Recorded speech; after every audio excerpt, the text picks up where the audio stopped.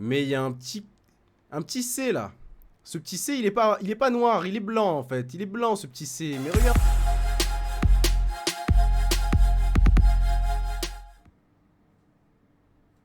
Coucou.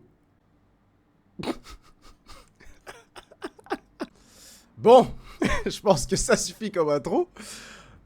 Bonjour à tous, bienvenue sur ma chaîne, c'est le Yaya. On se retrouve aujourd'hui pour un petit preview que j'espère court, mais là pour le coup vraiment on va faire très vite pour cette Game Week 2 de FPL. L'objectif c'est de revoir un peu les grosses news de la semaine sur les joueurs, notamment d'un point de vue FPL et footballistique, et aussi de revenir sur l'équipe que j'ai choisi d'aligner pour cette semaine avec les transferts que je fais et mes choix de capitana. Donc on va très rapidement passer aux premières news, c'est parti. Du coup, vous le voyez, alors j'ai pas pris exactement le bon gif parce qu'il n'y avait pas sur Twitter, mais le but c'est d'avoir le gif du singe qui fait « Oh non oh !» Mais en l'occurrence, le but c'est de revenir sur un sujet assez important de la semaine, le défenseur à 4 millions le plus sélectionné de ce début de saison, Barco, qui se casse en fait, il s'en va en loan, en prêt à Séville pour la saison. Alors, vous en faites pas trop les propriétaires de Barco parce que son prix ne va pas forcément baisser, étant donné qu'un joueur qui part en prêt dans une autre équipe a un verrouillage de son prix. Donc, on est tranquille, mais vous avez simplement un joueur de moins qui joue. Barco qui devait être un joueur qui joue régulièrement à 4 millions, bah là ce sera un peu moins le cas et il va falloir peut-être le changer lorsque vous allez jouer votre wildcard. Donc tranquille, vous en faites pas trop, mais j'aimais bien ce petit gif et c'est important d'y revenir. Deuxième news qui vient de tomber aujourd'hui, assez surprenante pour le coup, assez surprenante parce qu'on ne l'attendait pas, il n'avait pas l'air le joueur concerné de trop boiter en sortant de son match avec Tottenham. Et voilà, je galère toujours avec ces contrôle tab. C'est du coup la nouvelle qu'on a eue d'Ange Postecoglou aujourd'hui, Solanke qui ne va pas jouer son deuxième match contre Everton at home. En plus, Everton qui manque deux défenseurs centraux, donc les deux titulaires, Tarkowski et Branthwaite, qui sont pas titus. Ils vont jouer avec Keane et je sais même plus qui comme autre défenseur central, donc ça peut être vraiment une belle opportunité pour Tottenham. Mais les 29% de joueurs qui ont Solanke se retrouvent un peu à court d'idées, parce que déjà, il y a eu une autre nouvelle qui est tombée plus tôt cette semaine qui a peut-être amené des transferts hâtifs. Mais Dominique Solanke, ça va être un joueur sur lequel il va falloir peut-être bouger, puisque c'est quand même un attaquant qui coûte 7,5 millions et qu'il va falloir penser à remplacer. On ne sait pas combien de temps il va être blessé pour l'instant, mais ce qui est sûr, c'est qu'en tout cas, il ne jouera pas contre Everton cette semaine. Donc, deuxième grosse nouvelle qui, cette fois, tombe en conférence de presse. Ça peut être une leçon pour les joueurs un peu moins expérimentés, de toujours attendre les fins de semaine pour faire vos transferts, d'attendre les conférences de presse. C'est là où les coachs vont vraiment vous dire s'il y a eu des blessures à l'entraînement, s'il y a eu des nouvelles par rapport à des joueurs aussi blessés qui peuvent revenir plus tôt que prévu. Donc ça vous permet d'avoir des transferts avec plus d'informations. Le seul et unique cas où on peut faire un transfert plus tôt en semaine, c'est le cas qui suit, tout simplement. Si tu veux bien. Ah ouais, vous avez vu d'ailleurs, vous avez vu le survêt de la Jamaïque. Non mais s'il vous plaît. Eh, quel flow incroyable le pull. Voilà, je voulais parler de ça. Parce que c'est pas du tout Première Ligue, mais voilà quoi. Le pull, il est incroyable. Dites-moi en commentaire si vous trouvez le pull incroyable. S'il y a un commentaire, on est au max. Mais du coup, oui, la grosse nouvelle sur laquelle je voulais revenir, c'est Quansah.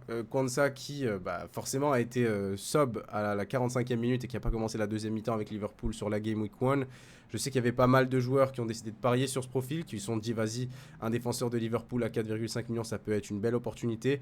Il était sélectionné par 4,8% des gens au moment, donc il y a 6 heures, au moment où donc le post de Twitter a été fait par Fantasy Football Scout. D'ailleurs, je vous recommande d'aller les suivre sur Twitter. Ils vous donnent pas mal d'informations en temps réel sur les news de la Première Ligue.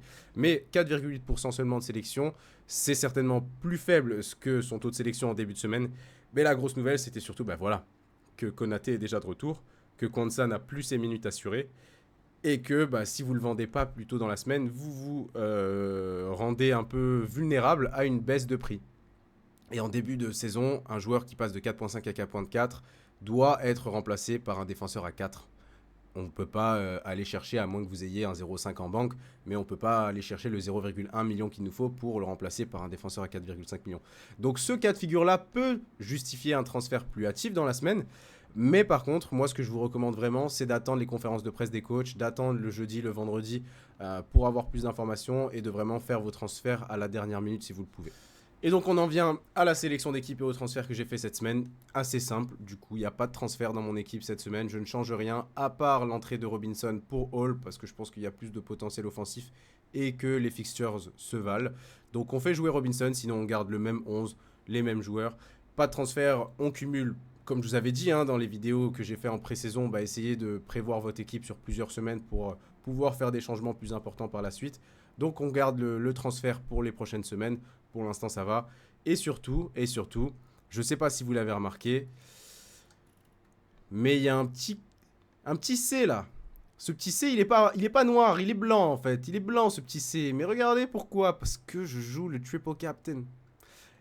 Alors franchement, ça me fait stresser de fou. Parce que d'habitude, on a tendance à jouer le triple captain dans des double game week, donc dans des game week où le City ou l'équipe, le joueur va avoir 2 matchs en une seule game week de jeu. Mais là, franchement, Ipswich at home, avec la possibilité, on sait que Haaland va jouer 90 minutes. Une équipe Ipswich qui fait un match ok à Liverpool moins, ok moins, et qui d'ailleurs en deuxième mi-temps est allé pousser pour aller chercher Liverpool haut. Franchement, s'ils font ça contre City, ça peut faire très très mal. Donc je joue déjà, et ça c'est une première, mon chip triple captain. Ça va être un match demain à 16h que je vais regarder vraiment, mais très attentionné. Il y a beaucoup trop de traits dans cette phrase. Mais voilà, il y a déjà un joker qui saute dès la game week 2. On y va, c'est pour le content. Et puis toi d'ailleurs, toi là, toi mon beau là, marque un but s'il te plaît. Marque un but parce que je commence à avoir déjà des potes qui se foutent de ma gueule de t'avoir choisi. Donc mon petit Marcus, tu vas ajuster très vite ton pied et tu vas en foutre une. Brighton quand même. Mais il y a moyen, tu vois, petite passe en profondeur, tu prends la profondeur, tu repiques au centre et tu ajustes le gardien. On n'en parle plus. Tu deviens une sélection et c'est nickel. Donc Marcus, te plaît, fais quelque chose. Je pense vraiment qu'on peut faire une belle semaine. Si j'arrive à avoir plus de 70 voire 80 points vu qu'il y a le triple captain, je suis content. On se retrouve la semaine prochaine. Bisous.